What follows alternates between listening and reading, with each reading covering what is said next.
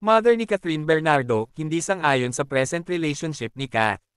Sabay-sabay natin yan aalamin, pero bago ang lahat, mag-subscribe ka muna para lagi kang updated sa mga trend, at huwag mag-skip ng video para wala kayong mamiss na impormasyon.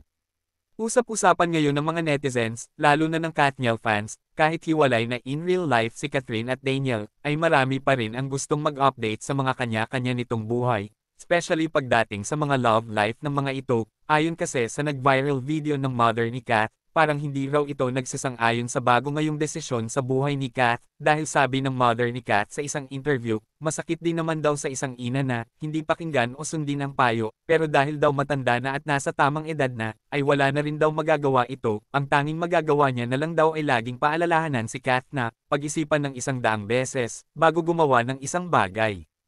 Putok kasi ngayon sa social media na ang nalilink kay Catherine ay si Mayor Don Victor Alcala, ngunit walang komento si Kat patungkol dito, kung totoo nga ba o hindi, kaya naman ang sumasagot sa mga haka-haka ng mga tao, ay ang mother ni Kat.